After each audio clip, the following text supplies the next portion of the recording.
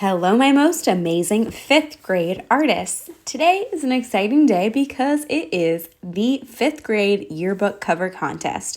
Every year, our school holds a contest in art class to determine who's going to be on the cover with their art featured on the yearbook for this year.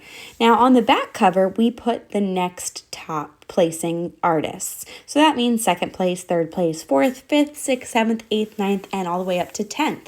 So the top 10 will get their art on the yearbook cover. That's a pretty good chance. If you are number one, the very most voted, you're going to get the front cover. And if you're one of the top 9 or top 10, you're going to get on the back cover. So that would be 9 others on the back. Now, these are some of the past yearbooks because, of course, last year was the first year we were Beachside Elementary. So this was from the contest when our school was Osceola Elementary. So it's a little bit different, but similar themes to every year. We always include something that has to do with where our school is located. And this year we are going to have a very unique theme because, as most of you know, we are moving to our new school. We were Osceola Elementary combined with Ortona Elementary to make Beachside Elementary, and our new school is almost ready for us to move into.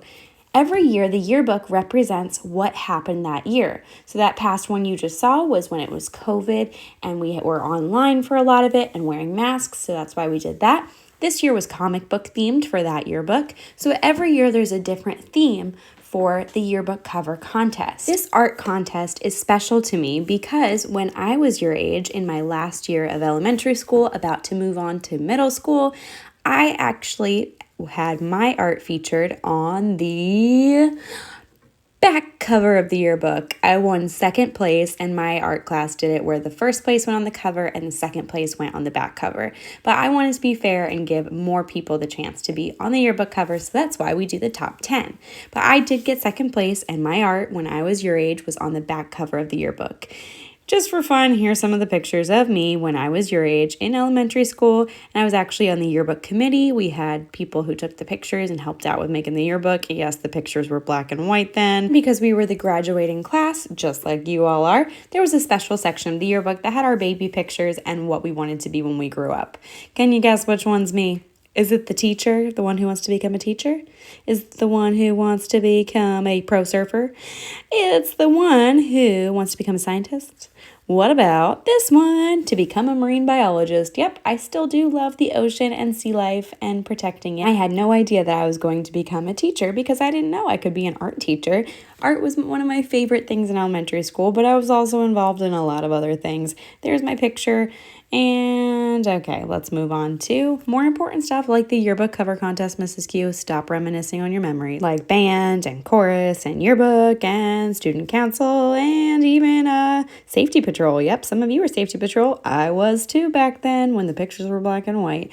And leader corps and okay, all this stuff. Okay, move on. Mrs. Q, it is time to do the yearbook cover contest. Really quickly though, I want to show you my drawing. We had to draw sandpipers because that was our school mascot. Our school mascot at Beachside is a sea turtle, and we had to each draw our own version of our mascot, and then they got put in the yearbook. That was my art when I was your age.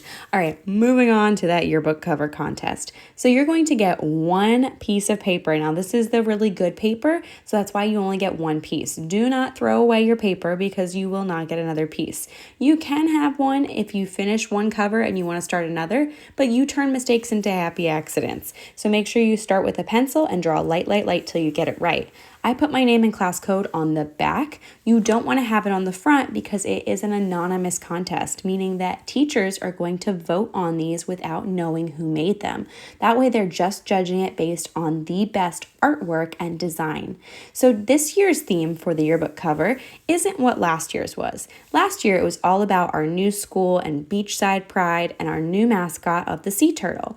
But this year we are doing something big, which is moving to our new school.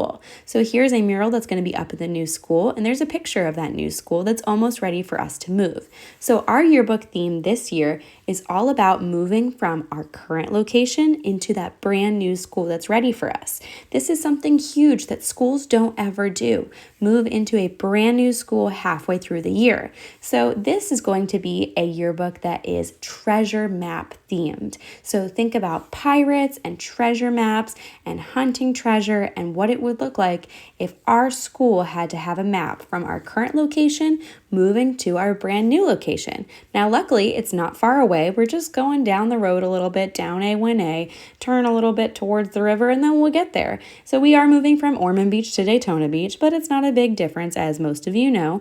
And I'm going to make my treasure map going from one place to another and try to include things around that might be important to the area, like A1A and the beach and the Halifax River. And maybe I'll just invent some silly things like a pirate ship, although that could be Pirates Cove on A1A, or just some things that have to do with that theme, like anchors or sunken treasure or a treasure chest or anything. So when I designed our school mascot a couple years ago, I used that sketchbook that you see there to draw our sea turtle. So I'm going to include that sea turtle mascot because that is a very important thing because we are the new sea turtles at Beachside Elementary. So I'm going to draw that sea turtle in there. If you want to draw that, I do have how to draw the Beachside sea turtle drawing guides that you could use.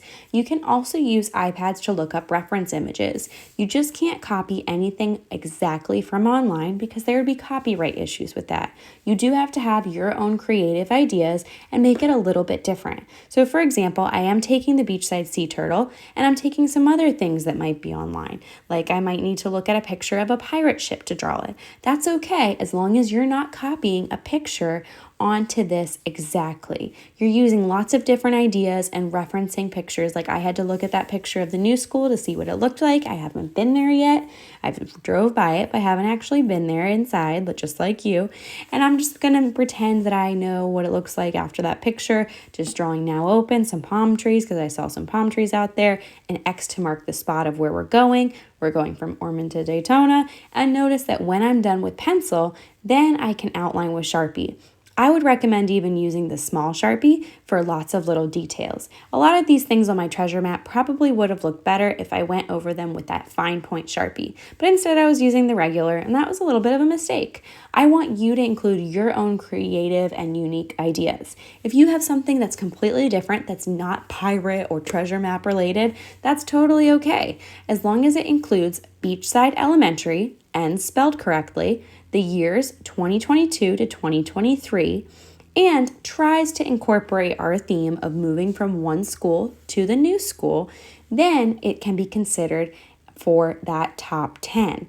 Teachers will vote on the best ones. Now, you don't have to finish them today, but you do have to at least participate today. So even if you aren't interested in that contest and trying to win it and get your art on the cover or the back cover, you still have to participate and make a design today. Start by sketching out your ideas, light till you get it right with pencil, outline with Sharpie, and then trace and erase. Erase your pencil lines to clean it up, and then you're ready to add the color.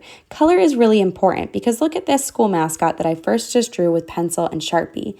Look at it when it's compared to the color version that I used some crayons, colored pencil, markers, and even a little bit of paint. Same thing here with the child. It's a huge difference when you add color. A lot of designs really pop when you add color, and if you notice, the past yearbook cover winners always have a very bold, bright, colorful design that's colored neatly. Their lettering is really easy to read. They either included, say that was the name illustration when you change letters into pictures last year. They did that from what we learned in art class. Bubble letters, block letters, even cursive writing, anything that's bold, eye-catching, easy to read, and going to make a great yearbook cover design. If you are really into this and you want to keep working and don't have enough time today, it's okay. You can take it home because it's not due until Monday, December 5th.